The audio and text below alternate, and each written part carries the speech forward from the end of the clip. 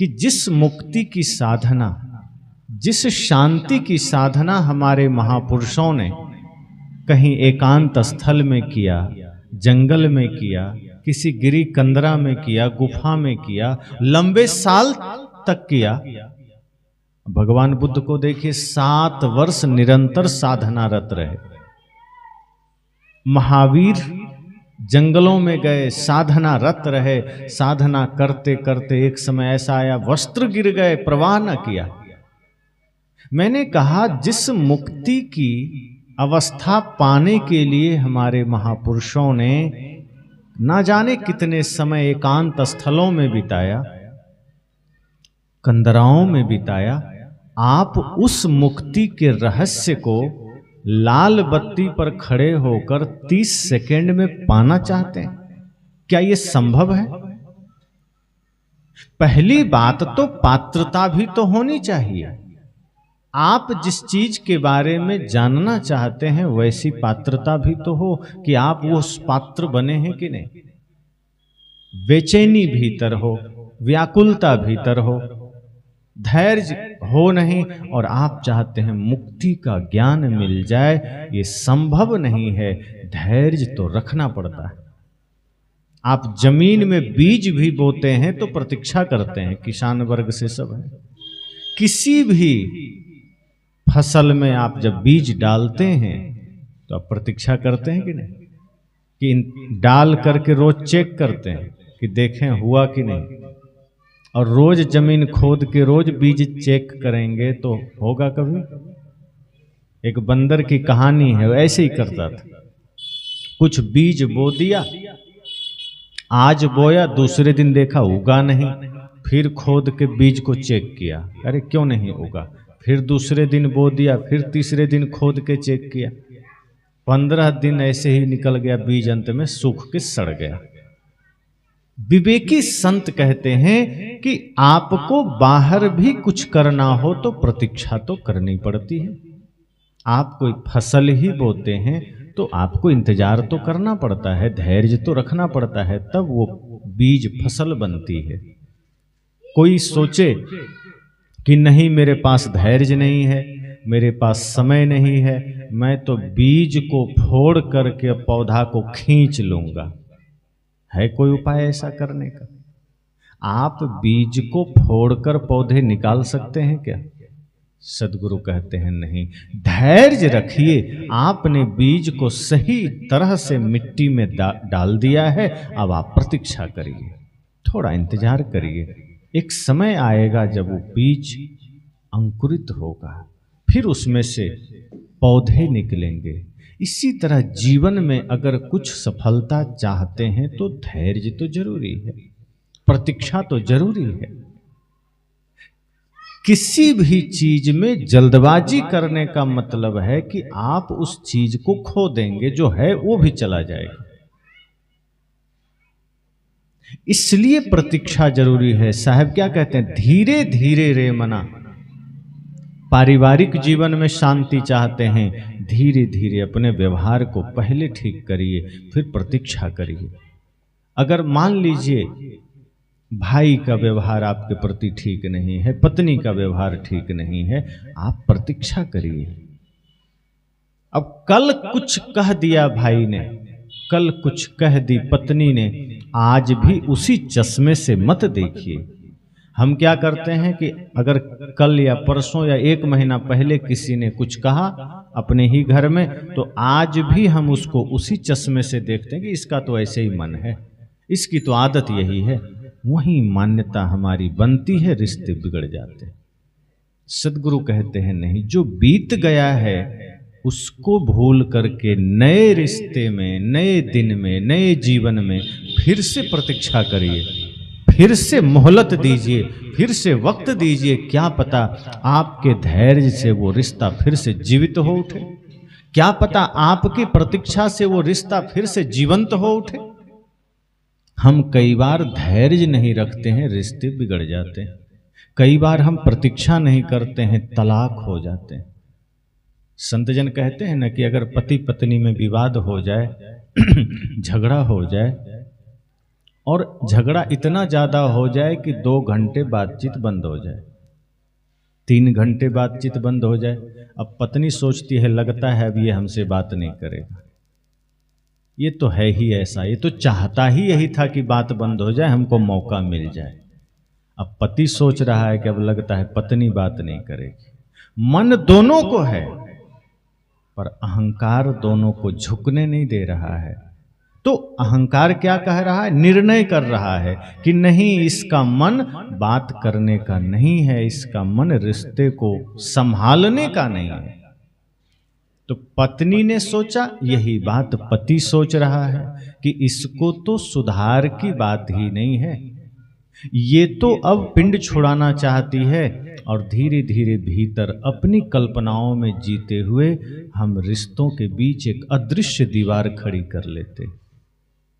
अब इससे क्या होता है कि फिर घृणा का जन्म होता है, नफरत का जन्म होता है, और एक प्यारा सा रिश्ता जो धैर्य रखते, थोड़ी प्रतीक्षा करते या खुद से थोड़ा पहल करते बच सकता था, संभल सकता था, पर अधैर्य और पहले शुरुआत करने का भाव न होना रिश्ते को खंडित कर देता है। और पति भी सोच लिया, पत्नी भी सोच ली कि अब तो तलाक होना चाहिए, क्योंकि इस आदमी के साथ नहीं रह सकते। सदगुरु कहते हैं जरा धैर्य रखना, जब भी कोई रिश्ता टूटने के कगार पर आ जाए थोड़ा रुक जाइए। क्या पता आपके हल्का सा रुकने से, आपका थोड़ा सा झुकने से, आपके थोड़े से ठहर जाने से रिश्ते बच जाएं। और यदि धैर्य नहीं है, यदि प्रतीक्षा नहीं है, तो कई बार वे रिश्ते भी टूट जाते हैं जहां कसमें खाई गई थी कि हम कभी एक दूसरे के बिना जी नहीं सकते। पर होता क्या है, संसार है, कभी किसी का मन एक जैसा नहीं रहता, किसी न किसी रूप में किसी के मन में कुछ न कुछ तो आएगा। तो कभी पत्नी के व्यवहार से पति नाराज हो सकता है, कभी पति के व्यवहार से पत्नी नाराज हो सकती है। कोई जरूरी तो नहीं कि दोनों एक दूसरे के लिए परफेक्ट हैं, कुछ भूल पति से हो सकती है, कुछ पत्नी से हो सकती है। अगर उस हालत में सिर्फ इतना सोच लें कि मुझसे भी तो भूल हो सकती है, मैं पूरा दोष उनको क्यों दे रहा हूं या दे रही हूं। जिस दिन हम यह स्वीकारना शुरू कर देंगे धैर्य के साथ कि क्या पता इस लड़ाई में, इस विवाद में हमसे भी कोई त्रुटि हो गई हो, जरा हम अपनी ओर एक बार झांक लें। और जब दोनों ओर से ऐसी बात आती है तो रिश्ते फिर वहां पनपने लगते हैं, बचने लगते हैं, बच जाते हैं। लेकिन यदि हमने तत्काल निर्णय ले लिया कि नहीं नहीं, ये आदमी ठीक नहीं, ये ठीक नहीं, इसका व्यवहार ठीक नहीं, इसका स्वभाव ठीक नहीं, और हमने निर्णय सुना दिया, तो क्या होता है, वो रिश्ते वहीं खंडित हो जाते हैं। और फिर बीच में इतनी बड़ी दीवार खड़ी होती है कि चीन का दीवार भी छोटा हो जाता है। चीन का जो दीवार है ना, एटम बम से गिराया जा सकता है, नष्ट किया जा सकता है, पर दो व्यक्ति के बीच जो खटास की दीवार आ जाती है, जो घृणा की दीवार आ जाती है, जो नफरत की दीवार आ जाती है, वो कोई एटम बम से नहीं टूटता, जब तक जीवन है नहीं टूटता। अब देखिए ना, दो भाई में ऐसा विच्छेद होता है, एक माँ बाप से जन्म लिया है, एक ही साथ पढ़ा है, कई बार एक ही ड्रेस अदल बदल के पहना है, एक ही थाली में एक साथ भोजन किया है, लेकिन जैसे जैसे बड़ा हुआ अपने ही भाई का दुश्मन बन गया। दुश्मन किस लिए? जमीन कारण बना, पद कारण बना, धन कारण बना, मिथ्या स्वार्थ और अहंकार कारण बना। और एक माँ बाप से जन्म लिया भाई विवाद कर लिया, झगड़ा कर लिया, घर बांट लिया, जमीन बांट लिया, माँ बाप बांट लिए। ठहर सकते थे, थोड़ा धैर्य रख सकते थे, थोड़ा विचार कर सकते थे, शायद रिश्ते बच जाते। लेकिन हमारा अहंकार हमें रुकने नहीं देता। हम कहते हैं नहीं, हमें नहीं सुधारना है स्वयं को, हमें नहीं देखना अपनी गलती को, तुम ही दोषी हो, तुम ही गलत करते हो। और जब इस तरह के भाव, इस तरह के विचार लेकर हम खड़े होते हैं, रिश्ते बिगड़ते हैं, रिश्ते बिखरते हैं। सदगुरु कहते हैं धीरे धीरे रे मना, अगर जल्दबाजी करोगे तो कभी भी रिश्ते बच नहीं सकते, शांति भी नहीं आ सकती। जो व्यक्ति व्यवहार को ही ठीक ना कर सका, उसका परमार्थ ठीक कैसे होगा। और कितने ऐसे रिश्ते टूटते हैं, कितने ऐसे लोग परेशान होते हैं। थोड़ा धैर्य नहीं रखने के वजह से बच्चे बिगड़ जाते हैं, धैर्य न रखने के वजह से पूरा परिवार टूट जाता है, समाज टूट जाता है। तो सदगुरु कहते हैं कि उन्नति चाहिए, शांति चाहिए, आनंद चाहिए तो धैर्य। अगर आप पढ़ाई कर रहे हैं और धैर्य नहीं है कि नहीं मुझे 1 साल में ही सब कुछ कर लेना है, तो कैसे होगा। 1 साल में आप एक ही कक्षा पास कर सकते हैं। कोई उपाय है कि हम 2-3 कक्षा एक ही साल में पास कर जाएं? और वो भी धैर्य रखना होगा, इम्तिहान की प्रतीक्षा करनी होगी, परीक्षा की प्रतीक्षा करनी होगी। जब अच्छे से साल भर पढ़ाई करेंगे, धैर्य रखकर इम्तिहान देंगे, पास हो जाएंगे। और सोचे कि नहीं पहले ही हो जाए।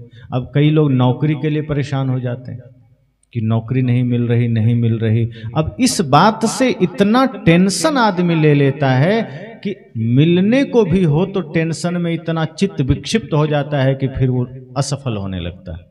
और एक बार असफलता हाथ लग गई तो आदमी का मन मस्तिष्क नकारात्मक हो जाता है, निगेटिव हो जाता है। और जब व्यक्ति निगेटिव हो गया तो फिर आई हुई सफलता को भी समझ नहीं पाता, ठुकरा देता है।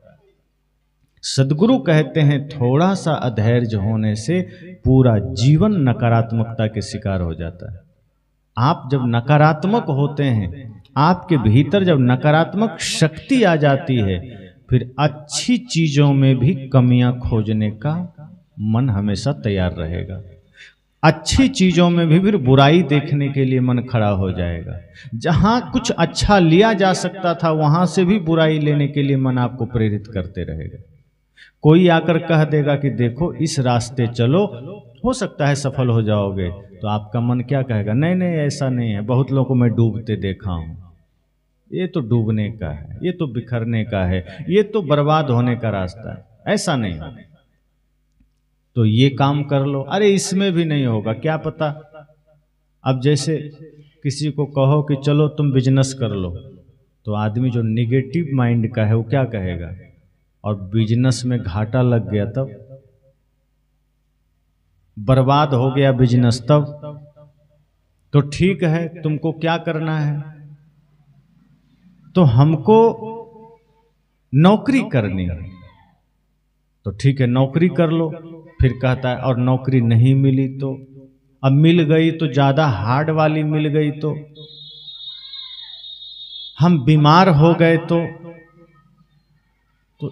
क्या हो जाएगा उसका किसी का पास है हिसाब। अब कोई कहे, अब मैं यहां से बोलूं कि मैं बोल रहा हूं और यहां धरती नीचे धंस जाए तो क्या यहां बैठे ही नहीं। किसान कहे कि मैं खेती कर रहा हूं और कभी पानी एक बूंद हमको मिले नहीं, तो हम बैठे हैं और ऊपर से अभी खूब बारिश होके सारा गांव बह जाए, तो सड़क में चल रहे हैं, सड़क पूरा बीच से खाई बन जाए, तो रास्ते में चल रहे हैं, बिजली का खंभा हमारे ऊपर गिर जाए, तो ये तो में तो कुछ भी हो सकता है ना। अगर निगेटिव माइंड रखेंगे तो कुछ भी हो सकता है। आप चल रहे हैं, कोई गाड़ी ठोक देगा तो, पर नहीं ठोक रहा है ना। जब तक जिंदा है सकारात्मक रहिए, मरना तो है ही। अब मर गए तो कौन अमर होने आए हैं, जिंदा ही तो हैं। और जिस दिन मरना होगा स्वीकार कर लेना, क्योंकि मरना तो अकेले थोड़े है। ऐसा तो नहीं है कि ये घटना पहली बार हमारे साथ घटेगी कि नहीं नहीं अब तक कोई नहीं मरा, पहला आदमी हूं जो जिसके जीवन में मौत आएगी। आती ही है, आई ही है, पहले भी आई है, आगे भी आएगी। जब तक सांस है सकारात्मक सोच के आगे बढ़ लीजिए। सकारात्मक सोचने का अर्थ है जहां भी कहीं कमियां भी नजर आवे तो उसके अच्छाई वाले पक्ष को देखिए। अगर कोई चोर भी है तो ये देखिए कि इसमें अच्छाई क्या है। अगर सकारात्मकता है तो आप चोर से भी अच्छा ले सकते हैं, और नहीं है तो सज्जन से भी बुराई ले लेंगे। अगर मन सकारात्मक है, भीतर पॉजिटिव माइंड है, तो आप कहीं से भी कचरा इकट्ठा नहीं करेंगे। हम करते क्या है, घर में झाड़ू लगाते हैं तो घर का जो कचरा होता है वो बाहर जाके डाल देते हैं। इसमें हमको पता है कि हमने आंगन में झाड़ू लगाया, कमरे में लगाया, ये कचरा है, इसको क्या करना। कचरा कोई रखता थोड़े, घूर में डाल दिया या कहीं कूड़ादान में डाल दिया। पर जब बात मन की आती है तब हम संसार में चारों तरफ से बुराई बटोरते हैं, कचरा, फिर उसकी निंदा, उसकी बुराई, उसकी कमियां। अब वहां हम भूल जाते हैं कि जैसे हमने घर के कचड़े को कूड़ादान में डाल दिया तो दूसरों की बुराई लेके इसमें डाल रहे हैं। ये कूड़ादान है क्या? ये हमारा माइंड कूड़ादान है कि दूसरे का बुराई हम यहां रखें? रखना है तो अच्छाई लीजिए, किसी की बुराई लेकर क्या करेंगे। सदगुरु कहते हैं आप धैर्य रखकर पॉजिटिव माइंड हो जाएंगे, सकारात्मक। अगर किसी ने गाली दे दिया और आप सकारात्मक हैं, वो गाली चुभेगी नहीं। एक बार बुद्ध के एक शिष्य एक गांव में जाना चाहते थे, तो बुद्ध ने कहा तुम जिस गांव में जाना चाहते हो, मैंने सुना है वहां के लोग बड़े लड़ाकू हैं, वहां के लोग बहुत हद दर्जे के लड़ाकू हैं। बुद्ध चाहते थे कि मैं पहले परीक्षा ले लूं कि इसका माइंड कैसा है, निगेटिव है या पॉजिटिव। तो भगवान बुद्ध ने कहा तुम जहां जाने चाहते हो, जिस गांव में भिक्षा के लिए, वहां के लोग लड़ाकू हैं। तो उसने कहा कोई बात नहीं प्रभु, हमें कोई दिक्कत नहीं। तो बुद्ध ने कहा मान लो ऐसे तो कोई दिक्कत नहीं है, तुम भिक्षा लेने गए और किसी ने तुम्हें गाली दे दिया तब। तो उस भिक्षु ने कहा कि मैं यह सोचूंगा कि किसी ने मुझे गाली ही तो दिया है, डंडे थोड़े मारे हैं, गाली दिया कोई बात नहीं, मैं मुस्कुरा के निकल जाऊंगा। मारे थोड़े हैं, पिटाई थोड़े किया है, गाली ही तो दिया है। तो बुद्ध ने अगला सवाल किया, अच्छा मान लो कि उसने तुम्हें डंडे मारे, तो अगर पिटाई ही कर दिया तब क्या करोगे?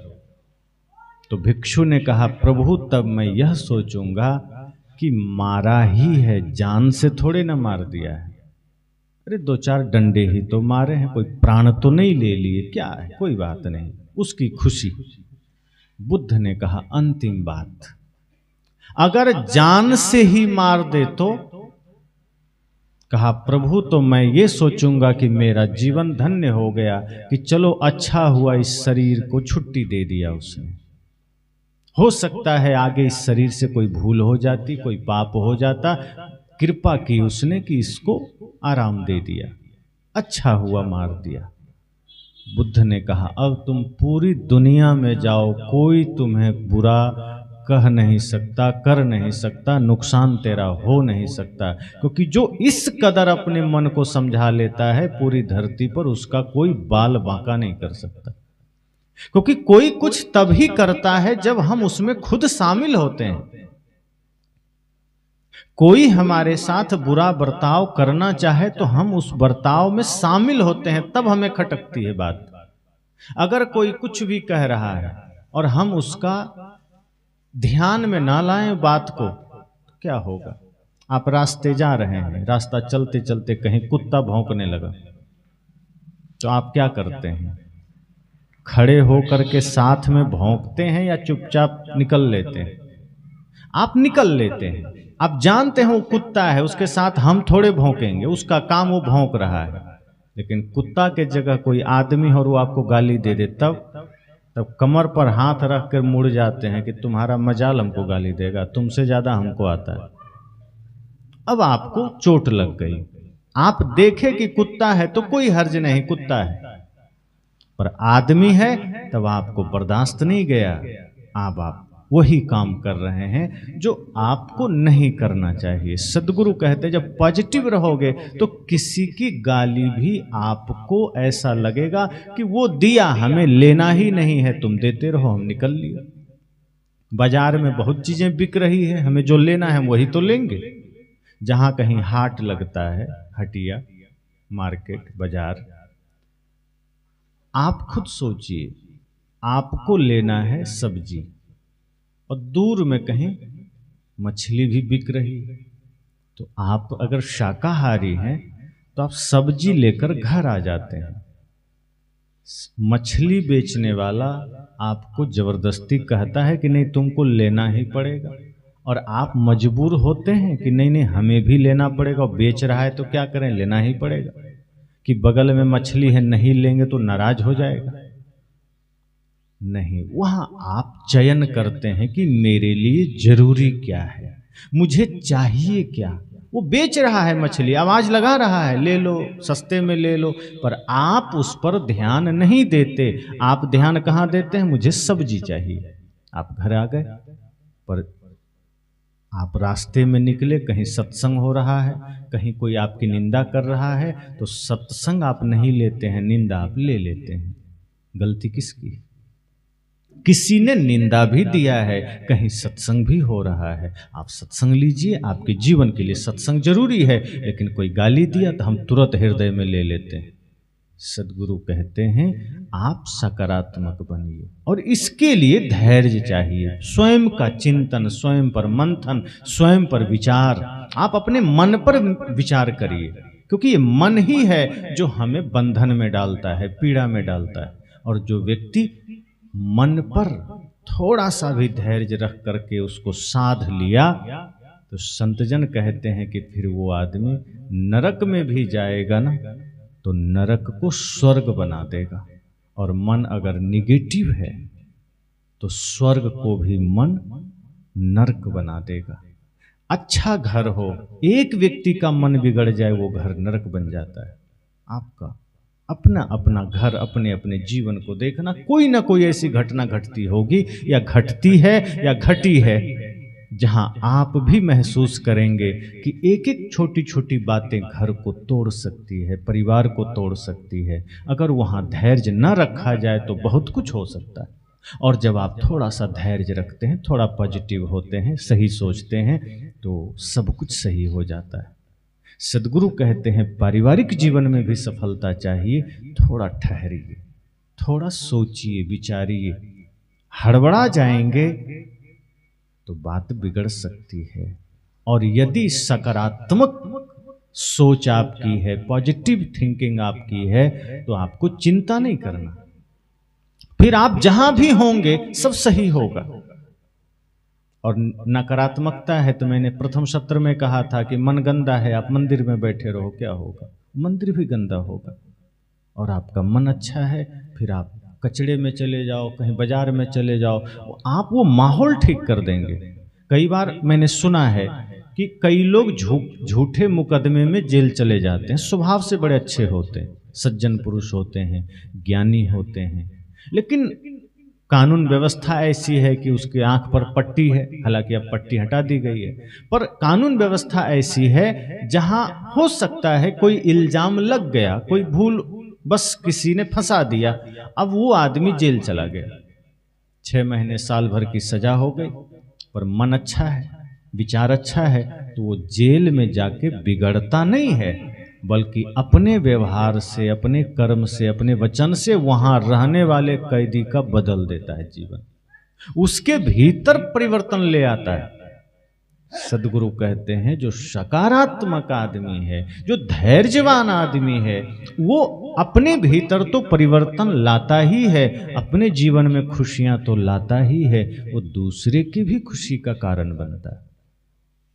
आप सोचिए कि आप अपनी खुशी का कारण बन रहे हैं, दूसरे का बन रहे हैं, या फिर आप अपने दुख के साथ साथ दूसरे के दुख का कारण बन रहे हैं। अगर आपका जीवन किसी के दुख का कारण बन रहा है, आपका विचार, आपका चिंतन किसी की पीड़ा का कारण बन रहा है, तो समझ जाइए कि जीवन बिल्कुल गलत दिशा में जा रहा है। हम इस शरीर का फिर दुरुपयोग कर रहे हैं। सद्गुरु कहते हैं बहुत धीरे से चिंतन करिए, अपने बारे में सोचिए। आप संसार के बारे में सोच रहे हैं, परिवार के बारे में सोच रहे हैं, धन घर सब कुछ सोच रहे हैं, पर सुबह शाम कुछ समय ऐसा निकालिए जब एकांत बैठिए और मन बहुत बेचैन हो, मन बहुत व्यथित हो, भाग रहा हो बार बार और बड़ी पीड़ा हो मन में, तो मन को रोकिए। सूत्र क्या है? अब जैसे मन बहुत बेचैन है तो उस वक्त क्या करें? ऐसा क्षण सबके जीवन में आता है कि कभी कभी मन बहुत बेचैन होता है, कुछ अच्छा नहीं लगता, न बच्चे अच्छे लग रहे हैं, न पति, न पत्नी, न भाई, न सास, न ससुर, घर वाले, लगता है कोई सामने हो तो और चिढ़ पैदा होती। इतना मन व्यथित होता है कि किसी के होने से मन में पीड़ा जगती है। उस वक्त क्या करें? संत कहते हैं एकांत हो जाइए 10 मिनट के लिए, अकेले में बैठिए, पालथी मार कर बैठ जाइए, नेत्र बंद कर लीजिए और लंबी गहरी श्वास भरिए हृदय में, फेफड़े में, और ज्यादा नहीं 5 सेकेंड श्वासों को रोकिए और रोक करके मुख से श्वास बाहर छोड़ दीजिए। 4-5 बार ये क्रिया करिए। आप देखेंगे कि जैसे ही आप ये क्रिया करेंगे, जो माइंड नर्वस हो गया था वो अपने आप ऑटोमेटिक सही हो जाता है। फिर धीरे धीरे चेतना सही हो जाती है, आपका मन स्थिर हो जाता है। और फिर ये अभ्यास आप लंबे समय करेंगे, फिर यही आपको धीरे धीरे ध्यान की ओर ले जाएगा, एकाग्रता की ओर ले जाएगा। आप सोचिए कि किसी और के वजह से मैं क्यों व्यथित हो रहा हूं, संसार के वजह से, रिश्तों के वजह से मेरा मन क्यों पीड़ा में है? क्या मैं इस धरती पर पीड़ा ही झेलने के लिए आया हूं? ये देह, ये रिश्ते, ये परिवार क्या रोज रोने के लिए मिला है? क्या रोज परेशान होने के लिए मिला है? ये देह हमने पाया क्यों है? ये जानवरों को देखिए कितना मस्ती में जीते हैं। हम मनुष्य होकर के जो खुशियों का बादशाह होना चाहिए, जिसके जीवन में आनंद की वर्षा होनी चाहिए, हम रो रहे हैं, आंसू बहा रहे हैं। क्या ये मानव देह इसलिए मिला कि हम रोएं? इतना लाचार क्यों बनना? सद्गुरु कहते हैं जरा समय निकालिए अपने लिए, सुबह शाम दोपहर जब मौका मिले एकांत बैठिए, सांसों पर मन को ठहराइए, श्वास रोकिए, फिर छोड़िए, फिर बार बार अभ्यास करिए और फिर ये सोचिए कि इन विचारों में मैं क्यों बह रहा हूं।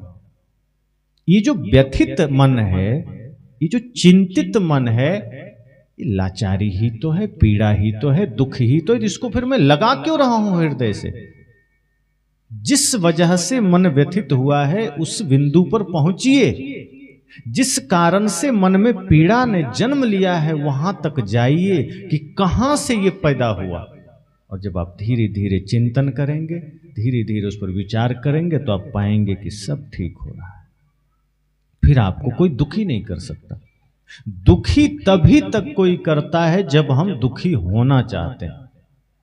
अगर हम चाह लें कि न संसार के खुशी से मुझे खुश होना है, न संसार के दुख से मुझे दुखी होना है, अर्थात कोई गाली दिया, कोई प्रशंसा किया, दोनों अर्थ में मुझे खुशी और दुख नहीं चाहिए। अगर किसी ने प्रशंसा किया, खुश हो गए, तो निंदा में दुखी तो होंगे ही होंगे। सद्गुरु कहते हैं प्रशंसा में भी सहज रहिए, खुश मत होइए, वरना निंदा बर्दाश्त नहीं होगा। सम्मान में खुश हो गए तो अपमान सहा नहीं जाएगा। अगर सम्मान की चाह जग गई कि वाह क्या सम्मान है, कितना मर्यादा है मेरी, और जहां कहीं अपमान मिला तो मन व्यथित होगा, पीड़ित होगा। संत कहते हैं ना दूसरे पर इसलिए आश्रित हो जाइए कि कोई सम्मान देगा तो खुश हो जाऊंगा। अपने पर आश्रित होइए कि मेरी खुशी मेरे मन की शांति में है, मन की एकाग्रता में है। संसार कुछ भी करे, धन्यवाद दे तो ठीक, सम्मान दे तो ठीक, अपमान दे दे तो भी ठीक।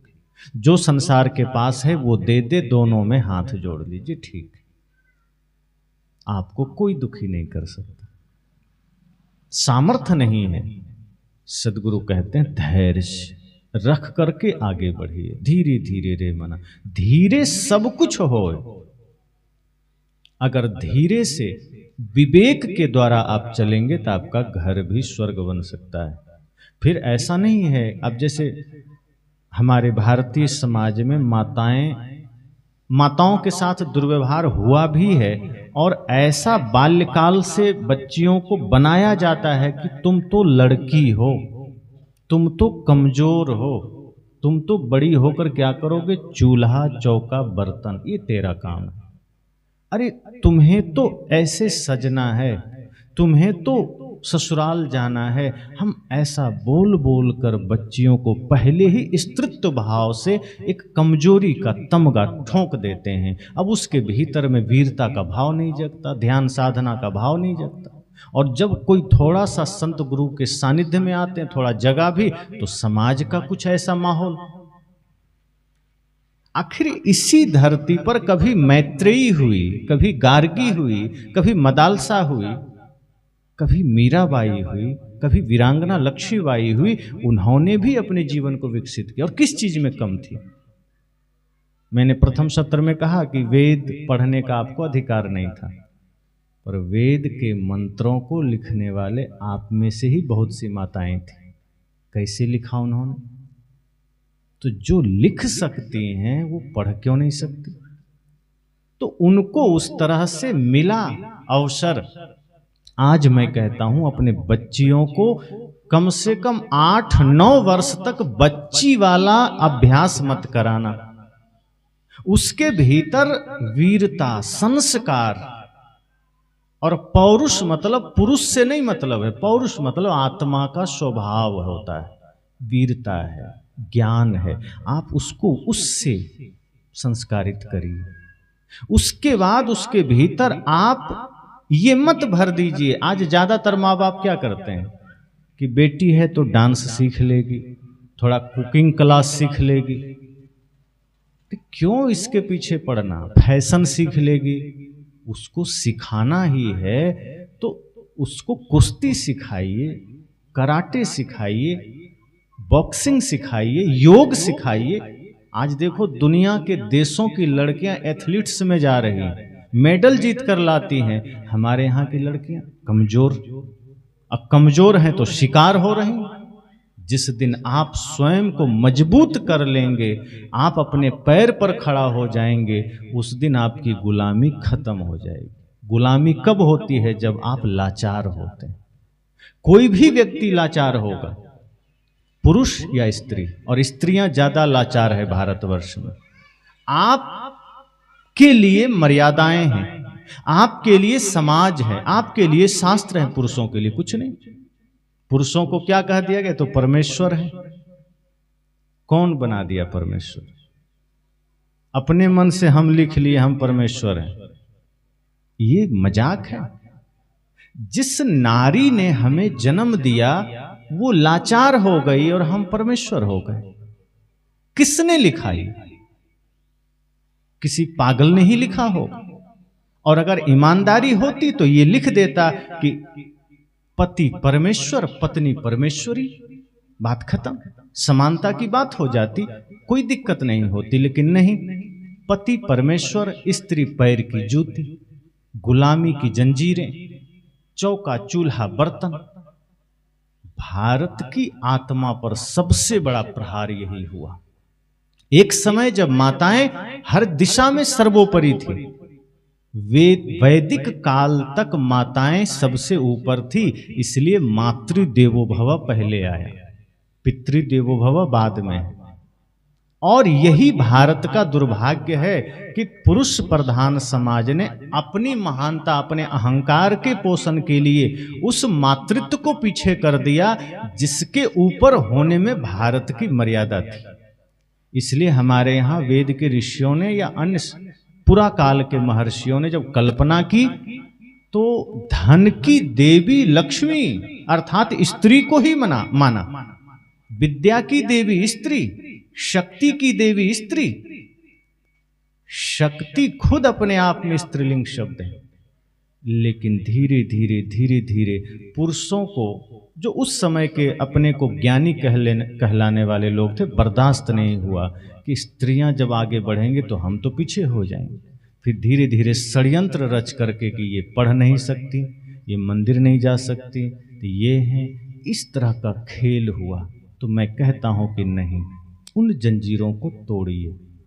अब इसका मतलब ये नहीं कि उच्छृंखल होना है, इसका मतलब है जागृत होना है, होश में आना है कि ये देह गुलामी के लिए नहीं मिली है, ये देह गुलामी से मुक्त होने के लिए, मुक्ति के लिए मिला है। और सदगुरु कबीर ने इसलिए कहा कि पुरुष स्त्री दोनों सिर्फ देह का फर्क है। पुरुषेति, आत्मा को पुरुष कहा है। श्लोक ध्यान में नहीं है कि आत्मा ही पुरुष है और दोनों में आत्मा समान है। आत्मा जो आपके भीतर है, जो माताओं के भीतर है, उसे पुरुष कहा गया। अब जब आत्म भाव में दोनों एक हैं तो देह भाव को लाना ही क्यों? क्योंकि देह ही कमजोरी बनती है। लक्ष्मीबाई को सामने जब देश का संकट था सामने, तो उन्होंने कहा कि हम तो स्त्री, हम कैसे लड़ेंगे? तलवार उठा लिया कि नहीं? माता दुर्गा के ही देख लीजिए, अगर उनकी घटनाओं को हम माने तो क्यों देवताओं के होने के बाद भी उन्हें आगे आना पड़ा? आज हम अपने उस मातृत्व शक्ति को कहां पीछे ढकेल दिए। मैंने ये कहा कि सदगुरु कबीर हमें यह कहते हैं कि आप जरा विचार करिए, ठहरिए, सोचिए कि आप कर क्या रहे हैं, आप किस संकुचितता का शिकार होते जा रहे हैं। आपके जीवन में जो पीड़ा है, आपके जीवन में जो समस्या है, आप जब धीरे धीरे धैर्य के साथ उस पर चिंतन करेंगे, आप उससे मुक्त हो सकते हैं। और ये विरोध के लिए नहीं है कि स्त्री पुरुष का विरोध, पुरुष स्त्री का विरोध, बल्कि दोनों में समन्वय का बात है, दोनों में प्रेम की बात है। तब आत्मा से आत्मा का मिलन होगा।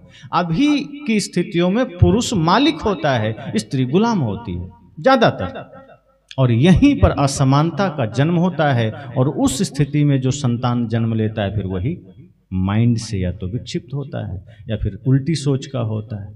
बाद में कुछ अच्छे संस्कार मिले, पूर्व के कुछ अच्छे संस्कार हैं, तो संतान ठीक हो जाती है। लेकिन अगर लड़की ने जन्म लिया तो फिर उसको उसी गड्ढे में हम ढकेल देते हैं, फिर उसको उसी जंजीर में हम बांध देते हैं। इसलिए सदगुरु कहते हैं नहीं, धैर्य तो रखिए।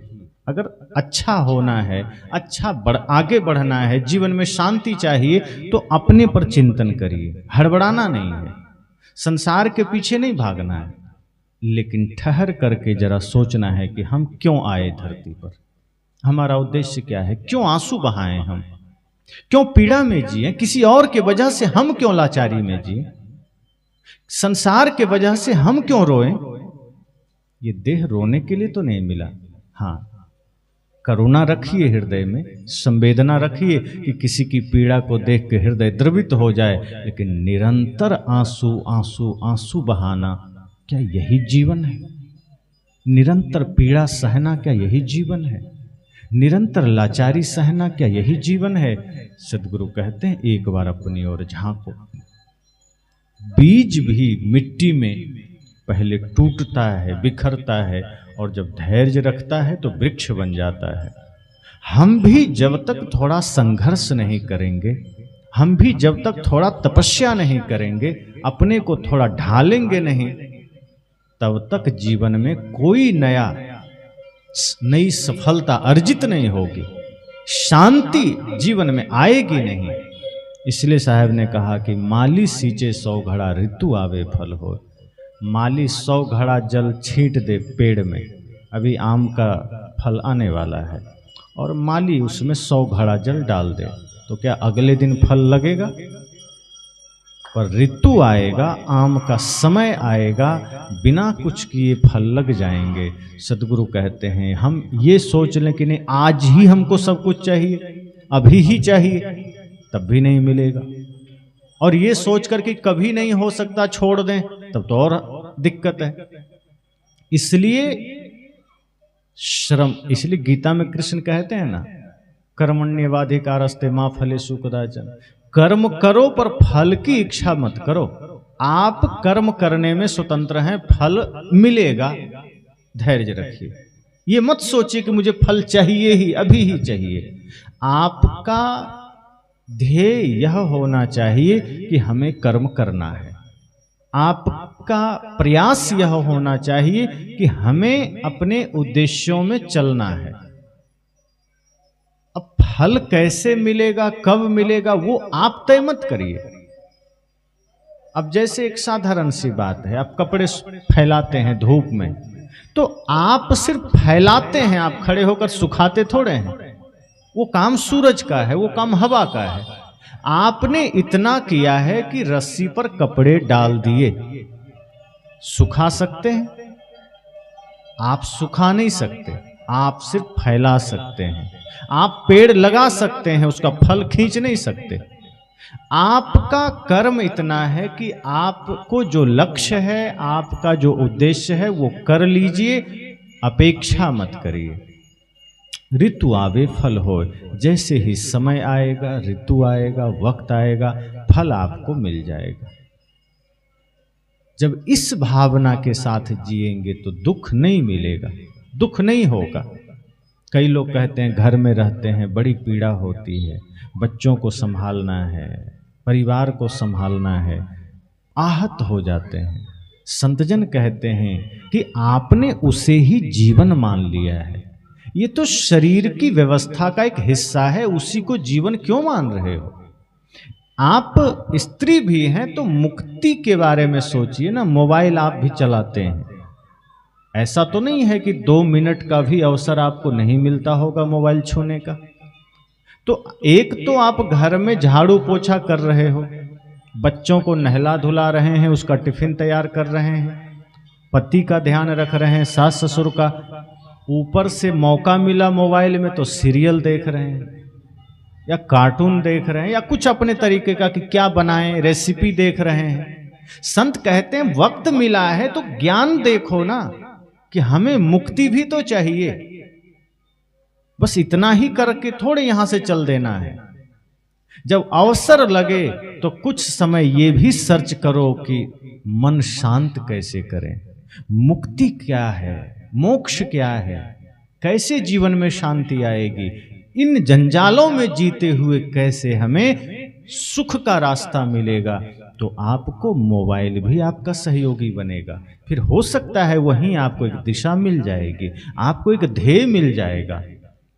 और जब ध्येय मिल जाएगा, दिशा मिल जाएगी, तो वही कार्य जो आप बोझ समझ के कर रहे थे, हो सकता है कि मन जब निर्मल होगा, अपनी ओर लौटेंगे, तो वो कार्य आपके लिए बोझ नहीं रह जाएगा। फिर वो लगेगा कि चलो जब तक शरीर है कुछ तो करते ही, कहीं तो करते ही, ये मेरे लिए आनंद का ही कारण है। और फिर मन शांत हो जाएगा। फिर आप ध्यान भी कर लेंगे, झाड़ू लगाते लगाते आप ध्यान कर लेंगे, भोजन बनाते बनाते ध्यान कर लेंगे। एकाग्रता इतनी बढ़ जाएगी कि कल तक जिसे आप सिर्फ जिम्मेदारी, ड्यूटी और मजबूरी समझ के कर रहे थे, अब लगेगा नहीं, ये भी मेरा पूजा का ही एक साधन है। मन इतना शांत हो जाएगा कि फिर आप भोजन भी बनाएंगे तो लगेगा कि मंदिर जाते, किसी भगवान के लिए बनाते, मेरे घर में तो साक्षात भगवान है, मैंने कर लिया। इसलिए क्योंकि आपने उस जाल को बुना है, आप उसका हिस्सा हैं। तो वहां कैसे सकारात्मक रहा जाए? या तो मुक्ति की साधना करिए, या तो इतना विरक्ति मन में जग जाए कि आप डायरेक्ट मोक्ष के लिए तैयार हो जाइए। पर वो अगर नहीं जगा है तो घर में कैसे ठीक से रहें, वहां ही सुख से रहें, वहां क्यों दुख पाएं, वहां क्यों पीड़ा पाएं? सबके लिए ये बात है, पुरुषों के लिए भी, कि आप भी अगर पीड़ा में हैं तो जरा सोचिए कि हम क्यों पीड़ा में हैं, किस वजह से, कौन ऐसा विचार है जो हमें बार बार दुखी करता है। और जब भी मन में दुख आता है तो हम क्या करते हैं, दूसरों पर ठीकरा फोड़ देते हैं। क्या करें, उसके वजह से हम दुखी हो गए, उसके वजह से पत्नी, पति, भाई, बंधु, मित्र, पुत्र। पुत्र बात नहीं माना तो हमने कह दिया पुत्र के वजह से दुखी हैं। पिताजी कुछ ऊंच नीच बोल दिए तो पिताजी के वजह से दुखी हैं। संत कहते हैं नहीं, दुख का कारण आपका मन है, आपने चुना है दुख। अगर आप थोड़ा धैर्य रख पाएं, चिंतन कर पाएं, तो दुख मिटेगा। आपके पास भी रास्ता है, आपके पास भी उपाय है, निकालिए समय, निकालना पड़ेगा। जैसे कई लोग कहते हैं कि समय नहीं था इसलिए सत्संग में नहीं गए, या समय नहीं था इसलिए ध्यान नहीं किए। तो मैं प्रश्न करता हूं कि वो समय आपका गया कहां जो नहीं था? जरा विचारिए। ध्यान के लिए समय नहीं था तो उस वक्त आप कर क्या रहे थे? नोट ही कमा रहे होंगे। इसके अतिरिक्त आप क्या कर रहे थे? तो क्या इतना नोट कम हो गया कि अब आपका आधे घंटे का समय नहीं मिल सकता? आप व्यस्त किस में हैं? आप जरा चुनिए अपने जीवन को। आदमी कहता है मैं व्यस्त था, कहां? कि आपको ध्यान का अवसर नहीं मिला। इसका मतलब क्या है कि आप जहां व्यस्त थे वो आपके लिए पहली प्राथमिकता थी, अर्थात शरीर की जरूरतों को पूरा करना आपकी पहली जिम्मेदारी थी। और ध्यान जो कि आपके आत्मा को, आपके मन को शांति देता है और सदा के लिए देता है, वो आपकी दूसरी तीसरी प्राथमिकता थी। इसलिए आपने कहा समय नहीं था। अब सोचिए कि कितना बड़ा दुर्भाग्य है। अगर आप सुखी होना चाहते हैं और जो दुख का कारण है उसी कार्य में व्यस्त है और कहते हैं मेरे पास समय नहीं था। ठीक है, सत्संग दूर है, रोज नहीं जा सकते, ध्यान तो घर में रोज कर सकते हैं। अब इसको इस तरह समझिए, जैसे फोन है, सबके पास है, आप फोन चला रहे हैं और जब बैटरी डाउन हो जाए, ऑफ हो जाए मोबाइल, तो आप क्या करेंगे? नहीं मेरे पास समय नहीं, मुझे तो मोबाइल चलाना ही है, चार्ज में नहीं लगा सकता हम। तो चार्ज में नहीं लगाएंगे तो आगे चला पाएंगे क्या? अगर मोबाइल आप चार्ज में ना लगाएं, आधे घंटे के लिए मोबाइल ना छोड़ें, तो मोबाइल चलेगा कैसे? आपको मोबाइल में बहुत काम करना है। कोई किसी को ऑफिस का काम करना है, किसी को यूट्यूब पर कुछ करना है, किसी को कुछ देखना है, किसी को स्कूल का अपना हाजिरी लगाना है। पर ये सब आप तब कर पाएंगे जब मोबाइल में बैटरी रहेगी, मोबाइल चार्ज रहेगा। और मोबाइल डिस्चार्ज हो गया है तब आप बहाना कर पाएंगे कि नहीं मेरे पास तो टाइम नहीं, मुझे तो मोबाइल चलाना ही है। तो चलाओगे कैसे? ऑफ हो गया ना। तो अब क्या करेंगे? आधे घंटे आपको मजबूरी में निकालना ही है, क्योंकि मोबाइल चार्ज करना पड़ेगा। और जब मोबाइल चार्ज होगा तब फिर 12 घंटे आप यूज कर पाएंगे। इसी तरह अगर जीवन में समझ में आ जाए कि मैं जो 22 घंटे 23 घंटे जीता हूं संसार में, सुख दुख हानि लाभ ईर्ष्या द्वेष छल कपट न जाने किन किन स्थितियों का सामना करता हूं, अगर उस घड़ी में मेरा जीवन आधे घंटे ध्यान में उतर जाए तो क्या पता मेरा 23 घंटा ठीक हो जाए। आधे घंटे में अपने जीवन को चार्ज कर लूं, आधे घंटे में अपने जीवन को एकाग्र कर लूं, क्या पता मेरे जीवन में जो दुख है पीड़ा है वो हो ही ना, मेरा व्यवहार ठीक हो जाए। लेकिन नहीं, उस आधे घंटे के लिए हम समय नहीं निकालते। हम सोचते पूरा 24 घंटा लगा दें संसार में। सदगुरु कहते हैं आधे घंटे ध्यान आपको ऊर्जा देता है, एकाग्रता देता है, आत्मबल देता है, मनोबल देता है। इसलिए एक बार ये तो समझा जा सकता है कि चलो सत्संग स्थल दूर था, नहीं जा सके, और रोज रोज कहीं ना कहीं सत्संग हो ही रहा है, नहीं जा सके, कोई बात नहीं। पर ध्यान के लिए बहाना कि नहीं समय नहीं था। आप 24 घंटे में नहाने जा रहे हो तो कभी कहते हैं कि आज बड़ा व्यस्त हूं, नहाने का समय नहीं। आप खाने जा रहे हैं, उसी व्यस्तता में से खाने का समय निकाल लिए, उसी व्यस्तता में से सोने का समय निकाल लिए, उसी व्यस्तता में से कहीं ऑफिस जाना है, किसी से मिलना है, उसका समय निकाल लिए। लेकिन सत्संग का, ध्यान का हमने कहा टाइम नहीं था।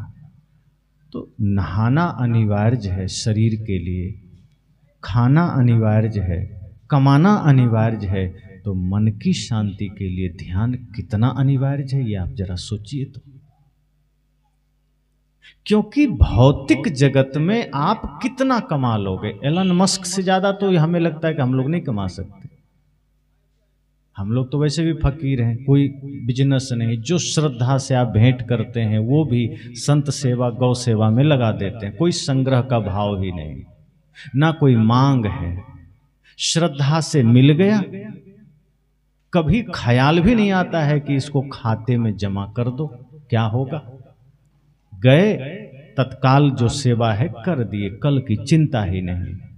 ये आज में जीवन है, अभी में जीवन है। अगर हम आज में संतुष्ट हो गए तो कल की व्यवस्था भी हो जाएगी, और आज में संतुष्ट नहीं है तो कल की भी व्यवस्था पर संदेह खड़ा हो जाएगा। तो हम लोग तो इस भाव में, चलो ठीक है, जो आया लगा दो, गुरुजन आए उनकी सेवा, संत सेवा, गौ सेवा। हम कहते हैं कि हमारे जीवन के लिए धन की आवश्यकता उतनी ही है जितना में शरीर चल जाए, बच्चों का परवरिश हो जाए, द्वार पर कोई आवे तो हम उसकी सेवा कर दें, कोई दीन दुखी लाचार की। अब इसकी कोई सीमा नहीं है, उतना चाहिए। मतलब आपके लिए, किसी के लिए लाख हो सकता है, करोड़ हो सकता है। सदगुरु कबीर ने कोई सीमा थोड़े दिया कि साईं इतना दीजिए। इतना दीजिए का मतलब ये नहीं है कि हाँ साईं हमें 1000 ही दीजिए। उन्होंने कहा इतना दीजिए, मतलब जितना में आपका काम चल जाए। अब आपका काम अगर 1 लाख में चलता है, 1 लाख के महीना में, तो उतना आपके लिए पर्याप्त है। किसी के लिए 5 लाख में चलता है तो 5 लाख पर्याप्त है। पर जितना में चल जाता है उसके अतिरिक्त चाहना, सदगुरु कहते हैं ये पीड़ा का कारण है। तो उसके लिए आप तैयार हैं, प्रेरित कर रहे हैं मन को, पर जो ध्यान आपको एकाग्रता देगा, शांति देगा, उस ध्यान के लिए आपके मन में क्या है? समय नहीं है। सत्संग के लिए समय नहीं, चिंतन के लिए समय नहीं, तो जीवन का उद्धार कैसे होगा? जीवन में जागृति कैसे आएगी?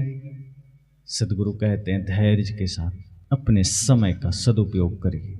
अपने उसी 24 घंटे में से थोड़ा वक्त निकालिए, थोड़ा चिंतन के लिए समय निकालिए, थोड़ा आत्ममंथन के लिए समय निकालिए, थोड़ा ध्यान के लिए समय निकालिए, और कुछ देर बैठिए, अपने को जानिए, अपने को निहारिए, अपने से सवाल करिए। दूसरों से बहुत बातें कर लिए, दूसरों की बड़ी बातें कर लिए, दूसरों का ख्याल कर लिए, दूसरों के बारे में जान लिए। अब आधे घंटे मुझे न मोबाइल छूना है, उस आधे घंटे में फोन भी मत छूइए। आंख बंद करिए, श्वासों पर मन ठहराइए, आत्मचिंतन करिए कि मैं क्यों इस धरा पर आया। क्या ये रोना मेरी नियति है?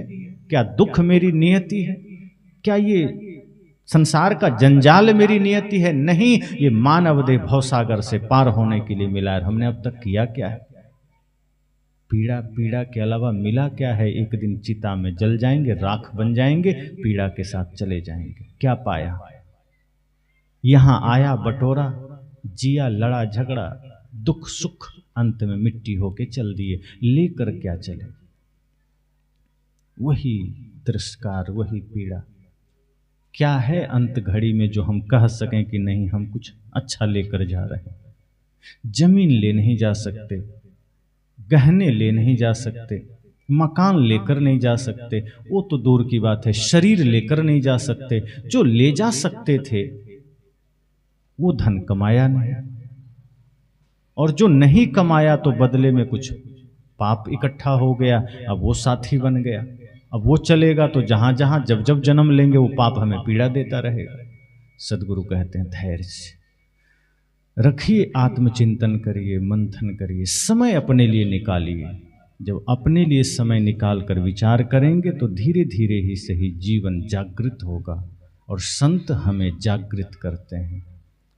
हम आपको प्रभावित करने नहीं आए हैं कि बहुत अच्छा बोल के प्रभावित कर लेंगे, ये कोई लक्ष्य नहीं है। हम आपको प्रकाशित करने आए हैं। प्रभावित तो जादूगर लोग करते हैं, संत प्रभावित नहीं करते, प्रकाशित करते हैं कि आपके भीतर प्रकाश जग जाए, जो कि आप ही जगाएंगे, हम सिर्फ रास्ता बताएंगे। आप अपनी चेतना को जगा लें, जागृत कर लें। तो जब इस तरह से हम भी चिंतन करेंगे, धीरे धीरे हम सबके भीतर वो भाव जगेगा कि हम कोई साधारण नहीं है। ये देह मिलना ही असाधारण प्रतीत है, प्रतीत ही है कि ये देह मिला ही असाधारण है। वरना अन्य जीवों को देखो, बंधे हैं प्रकृति के नियमों से। हमें स्वतंत्रता मिली है, हमें मुक्ति का चाह जगाने की देर है, क्योंकि मुक्ति के लिए मानव देह में ही ये संभव है, अन्य कोई उपाय नहीं। तो सदगुरु कबीर की बात हम सबको ध्यान रखना है। धीरे धीरे रे मना, धीरे सब कुछ हो। अगर हम अपने दुखों से मुक्ति चाहेंगे तो वो संभव हो सकता है, अगर अपनी पीड़ा से मुक्ति चाहेंगे तो संभव हो सकता है, ना चाहेंगे तो कभी संभव नहीं है। पर अगर चाह लेंगे तो एक समय ऐसा आएगा जो आप पीड़ा से मुक्त होंगे, दुख से मुक्त होंगे और इसी जीवन में आनंदित भी होंगे। ऐसा नहीं कि प्रतीक्षा करनी पड़ेगी आगे के लिए, आज अभी आनंद का आप साक्षी बनेंगे। बहुत बहुत शुभकामनाएं। दूसरे सत्र में इसी के साथ वाणी को विराम।